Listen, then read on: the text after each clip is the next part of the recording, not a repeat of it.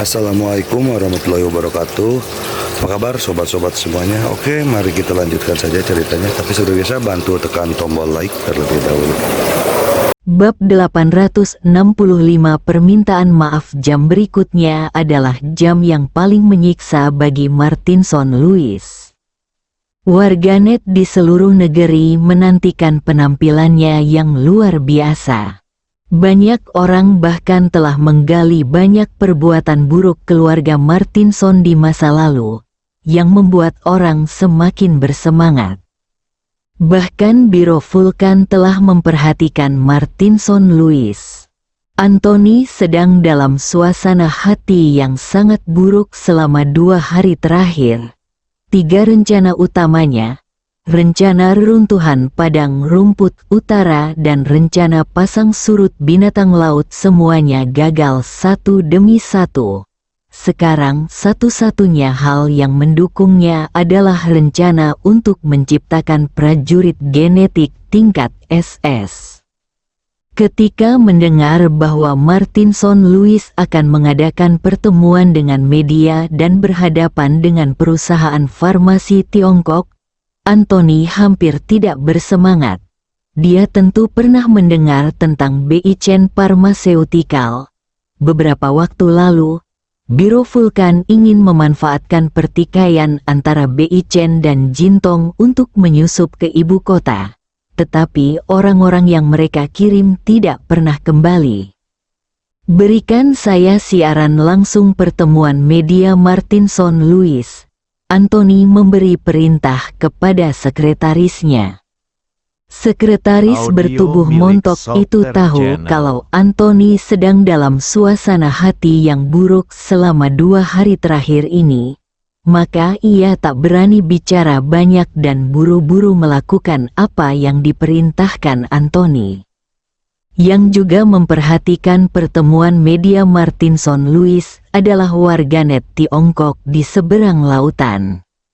Banyak orang menontonnya melalui berbagai saluran untuk pertama kalinya.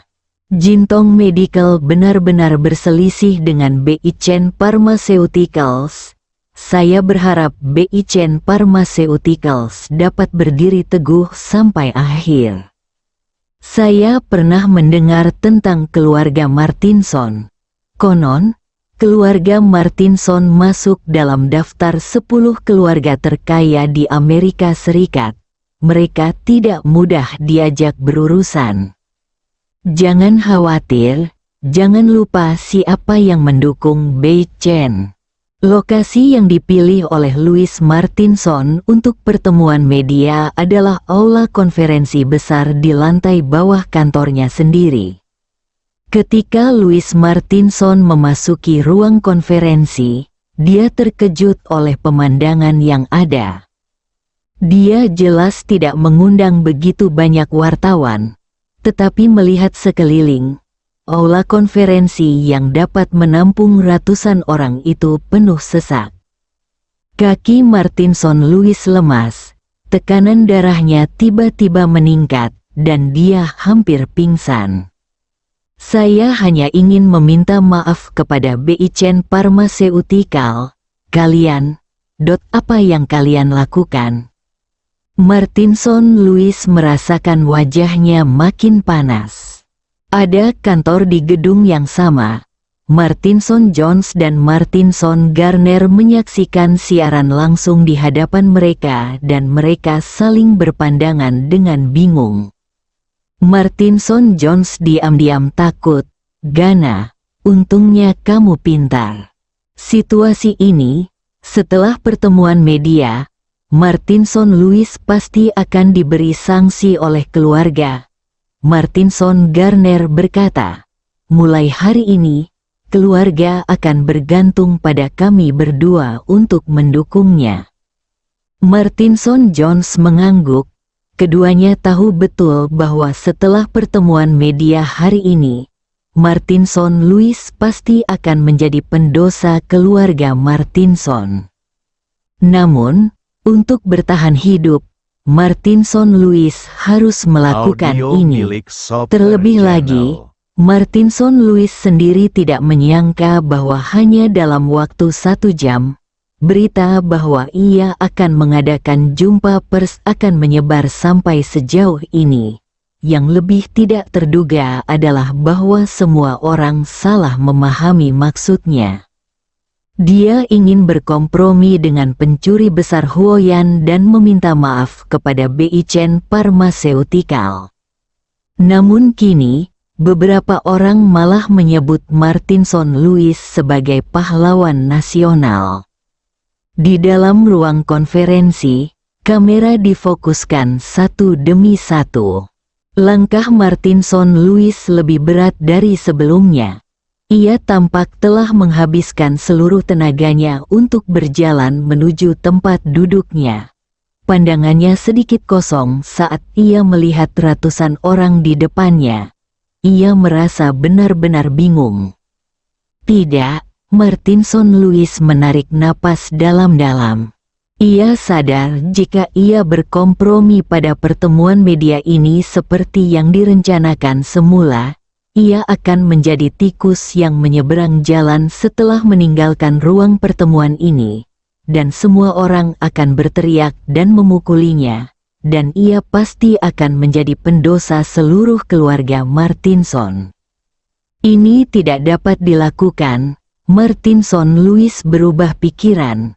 Ia duduk tegak, menggeser kursinya, dan pupil matanya tiba-tiba mengecil. Dia merasa seperti menginjak sesuatu yang asing. Kaki Martinson Lewis tiba-tiba gemetar, bibirnya memucat, dan dia menundukkan kepalanya dengan gemetar. Dia menahan perasaan tidak enak di hatinya dan perlahan-lahan menggerakkan sepatunya. Tak lama kemudian, tanda yang menyilaukan seperti nyala api muncul di matanya. Pencuri hebat Fire Swallow, tubuh Martinson Lewis tiba-tiba menegang. Dia mengangkat kepalanya dan melihat sekelilingnya. Pencuri hebat Huoyan juga ada di sini. Wajah Martinson Lewis menjadi pucat dan seluruh tubuhnya terasa dingin. Pikiran yang baru saja muncul langsung ditekan. Martinson Lewis tidak berani memikirkan hal lain dalam hatinya. Ia bahkan menduga jika ia mengatakan sesuatu yang akan membuat pencuri besar Fire Swallow tidak senang, simbol Fire Swallow di bawah kakinya bisa berubah menjadi pisau tajam dan menusuk dadanya kapan saja. Segala kutukan dan dosa hanyalah awan dalam menghadapi kehidupan. Martinson Lewis membuat keputusan seketika. Bagaimanapun, kekayaan yang telah dikumpulkannya selama bertahun-tahun sudah cukup baginya untuk menjalani sisa hidupnya dengan bahagia. Paling buruk, setelah pertemuan itu, ia bisa membawa istri dan anak-anaknya dan meninggalkan keluarga Martinson, atau bahkan meninggalkan Amerika Serikat. Setelah terbebas dari beban kekuasaan, Martinson Lewis tiba-tiba merasa rileks seluruh tubuhnya dan duduk tegak. Setelah terbatuk 2 kali, suasana tiba-tiba menjadi sunyi. Semua orang menantikan pidato Martinson Lewis. Beberapa wartawan media bahkan sudah mulai mempersiapkan draft terlebih dahulu agar dapat segera diterbitkan. Juru bicara keluarga Martinson telah menghunus pedangnya, mengarahkannya ke Beijing Pharmaceuticals. Batu itu pecah, dan Martinson Lewis menggunakan kata-kata paling tajam untuk mengecam Beijing Pharmaceutical. Beijing, bersiaplah menghadapi amukan keluarga Martinson. Martinson Lewis melihat sekeliling ke semua orang dan berbicara perlahan. Saya pikir kalian semua telah memperhatikan serangkaian kejadian yang disebabkan oleh ramuan gen universal milik Jintong Medical akhir-akhir ini. Pertama-tama, terima kasih atas kedatangan kalian. Selanjutnya, Saya ingin mengatakan bahwa lelucon antara Audio Jintong milik Medical dan Softer Huaxia Channel. Beichen Pharmaceutical ini akan berakhir setelah hari ini. Begitu kata-kata itu terucap, semua orang menjadi gempar. Banyak orang langsung menjadi bersemangat. Benar saja, Martinson Lewis melancarkan pukulan yang kuat. Dia tidak akan memberi Huaxia Beichen Pharmaceutical kesempatan kedua. Saya sangat menantikan tindakan apa yang akan diambil oleh Tuan Martinson Lewis untuk mengakhiri lelucon ini. Daring maupun luring, banyak sekali mata yang tertuju. Martinson Lewis menarik napas dalam-dalam, berdiri, dan berkata dengan nada serius, atas segala hal yang telah dilakukan Jintong Medical selama kurun waktu ini, yang telah menimbulkan masalah bagi Huaxia Beichen Pharmaceutical dan menyinggung kedua presiden Beichen Pharmaceutical, Tuan Xiaobei dan Nyonya Song Yan, di sini, atas nama keluarga Martinson dan Jintong Medical, saya ingin meminta maaf kepada Beichen Pharmaceutical dan Xiaobei serta Nyonya Song Yan. Dengan itu, Martinson Lewis mundur selangkah dan membungkuk dalam-dalam, "Saya minta maaf." Tepat saat matanya melihat logo Thief Fire Swallow di bawah kakinya, Martinson Lewis segera membungkukkan pinggangnya sedikit lagi. Seluruh ruang konferensi sunyi, bab 866 tak tertahankan. Anda dapat mendengar suara jarum jatuh. Ruang konferensi besar, dengan ratusan orang, kamera yang diarahkan ke Martinson dan Lewis, tampaknya telah hening pada saat ini. Pikiran mereka menjadi kosong. Tidak seorang pun yang dapat membayangkan bahwa Martinson Lewis akan mengakhiri lelucon ini dengan cara ini. Bagaimana dengan kekuatan keluarga Martinson? Bagaimana dengan arogansi Jintong Medical sebagai raksasa industri farmasi? Semua sikap merendahkan itu berubah menjadi bubuk dan lenyap tanpa jejak setelah Martinson Lewis membungkuk. Setelah keheningan, terjadi keributan yang menggelegar, dan semua orang memandang Martinson dan Lewis dengan tak percaya. Martinson Lewis, apakah ini gila? Apakah dia tahu apa yang dia bicarakan? Siapa yang mengizinkannya mengatakan hal-hal seperti itu? Di mana reputasi keluarga Martinson? Satu persatu, wartawan media kehilangan ketenangan mereka, lalu mata mereka menampakkan kegembiraan dan kegembiraan. Bagi mereka, berita yang menarik adalah yang terpenting. Tidak diragukan lagi bahwa kata-kata Martinson Lewis akan menyebabkan gempa bumi nasional. Tahukah Anda, keluarga Martinson dapat dikatakan sebagai salah satu dari 10 keluarga terbesar di Amerika Serikat. Pada saat ini, bahkan Martinson Jones dan Martinson Garner di kantor sebelah saling berpandangan. Jika mereka bertanya pada diri mereka sendiri, menghadapi situasi yang begitu besar, mereka mungkin tidak dapat meminta maaf kepada Beichen seperti yang telah mereka rencanakan sebelumnya. Audio milik Namun, Softer Channel. Martinson Lewis sama sekali tidak ragu, dan dia membungkuk selama 1 menit penuh tanpa mengangkat kepalanya. Penuh ketulusan, mereka tentu tidak tahu bahwa saat Martinson Lewis menundukkan kepalanya, simbol burung layang-layang api di bawah kakinya tampak sangat mencolok. Keluarga Martinson sangat besar, dan kekayaan Lewis Martinson sendiri tidak terhitung. Namun justru karena itu, Lewis Martinson sangat menghargai hidupnya. Ia lebih suka menjadi pendosa keluarga dan menyelamatkan hidupnya sendiri terlebih dahulu. Martinson Louis tidak berkata apa-apa lagi. Setelah membungkuk, dia bergegas meninggalkan ruang rapat.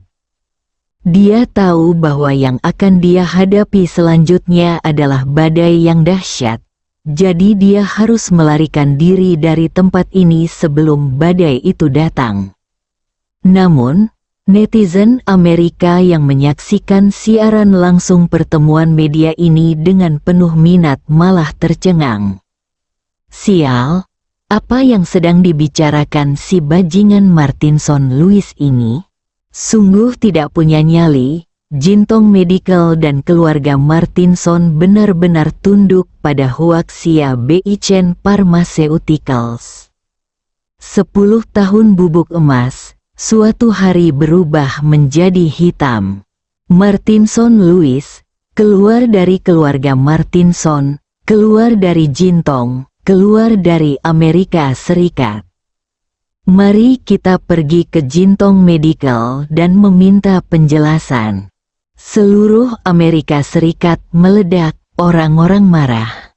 Hal ini sungguh tidak dapat ditolerir bagi mereka yang hatinya sombong. Mereka telah menantikannya sejak Jintong Medical mengeluarkan pengumuman resmi. Tetapi mereka tidak menyangka bahwa hasil yang mereka tunggu akan menjadi hasil seperti itu. Kontras yang sangat mencolok itu sungguh tidak dapat ditoleransi. Senjataku terisi peluru, Martinson Louis sialan, tunggu kematianmu. Sebagai perbandingan, netizen Tiongkok juga tercengang. Kemudian, terdengar tawa sambutan. Ternyata alasan mengapa Jintong Medical begitu agresif dalam mengakhiri lelucon ini adalah untuk menyerah dan meminta maaf. Nama pria ini Martinson Louis, kan? Pria tua itu terlihat sangat tampan. Saya juga berpikir bahwa semakin saya melihatnya, semakin bagus tampilannya. Kaisar analisis ada di sini. Dengan kekuatan Beichen Pharmaceutical, mustahil bagi Jintong Medical untuk menyerah. Jintong Medical pasti tahu bahwa pahlawan kita Chu mendukung Beichen Pharmaceutical.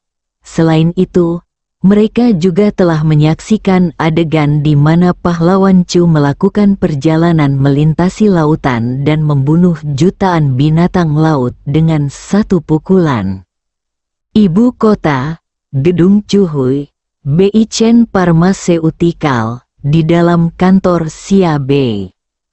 Ketika Xia Bei mendapat berita itu, dia tertawa terbahak-bahak hingga air matanya hampir keluar. Keluarga Martinson bahkan lebih tidak punya nyali dari yang kukira. Xia Bei tiba-tiba menoleh dan menatap pria paruh baya berwajah tegas berpakaian hitam yang duduk di sofa. Tuan Jiang, apakah menurut Anda ada cerita tersembunyi yang tidak kita ketahui? Jiang Kufeng mengangguk perlahan. Apa cerita di baliknya? Xia Bei bertanya lagi. Jiang Kufeng menggelengkan kepalanya perlahan. Xia Bei, Tuan Jiang, yang dikirim oleh Biro Operasi Khusus, begitu dingin dan kejam sehingga dia menolak mengatakan sepatah kata pun kepadanya sepanjang hari. Hal ini membuat Xia Bei merasa sedikit tertekan. Identitasnya tidak ada apa-apanya di mata orang-orang berkuasa ini. Mereka terlalu malas untuk berbicara dengannya. Namun, Xia Bei tidak patah semangat. Ia percaya bahwa ketulusannya akan menyentuh hati Tuan Jiang, dan ia akan mampu menunggu sampai suatu hari Tuan Jiang akan berbicara kepadanya. Tuan Jiang, silakan minum teh, kata Xia Bei. Jiang Kufeng mengangguk perlahan.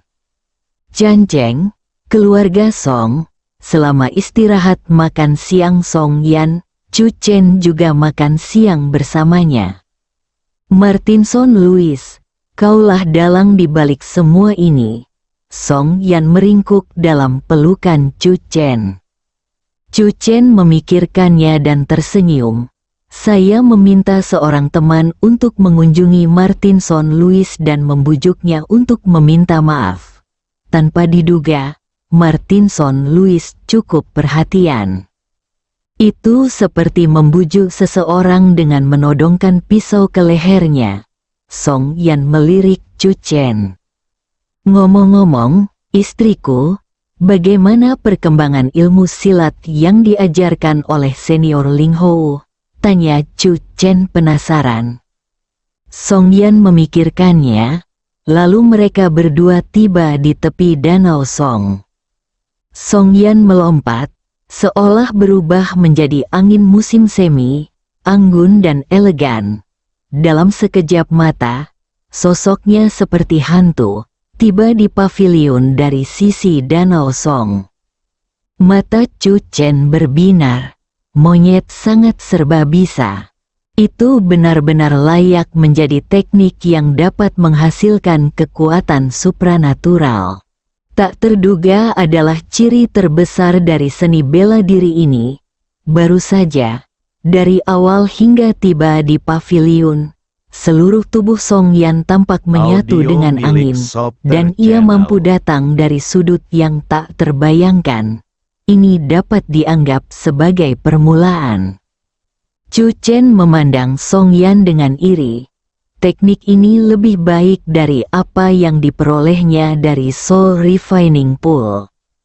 Song Yan memiliki teknik ini sebagai dasar, jadi Chu Chen benar-benar merasa lega. Setidaknya, jika Song Yan benar-benar menghadapi krisis, dia dapat sepenuhnya mengandalkan teknik ini untuk menyelesaikannya. Karena mereka berdua berlatih latihan pemeliharaan kesehatan Tao tanpa henti, kekuatan batin Song Yan hampir mencapai kekuatan seorang ahli bela diri.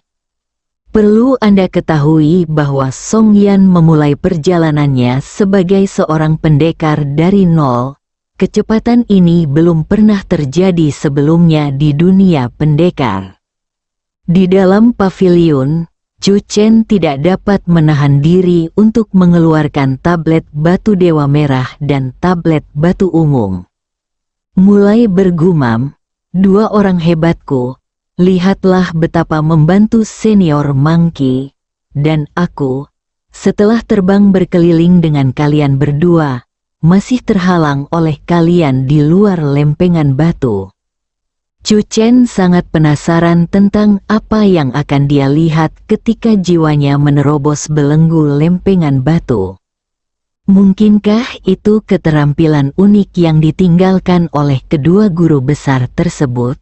Tepat saat Chu Chen bersiap membiarkan jiwanya menyusup ke dalam batu tulis merah ilahi lagi, suara langkah kaki terdengar di luar. Chu Chen mendongak. Pengunjungnya adalah saudara perempuan Liu Manman. "Kebetulan aku juga ada urusan, jadi kalian bisa ngobrol dulu." Song Yan menghampiri, menyapa Liu Manman dan saudara perempuannya, lalu berjalan kembali ke villa. Pada tanggal 19 bulan ini, akan ada pertemuan pahlawan di kuil King Feng. Liu Qianqian tidak sabar untuk menyerahkan undangan pahlawan kepada Chu Chen dan berkata dengan bangga, "Saya memilih alamat kuil King Feng. Bagaimana menurutmu?" Bersambung.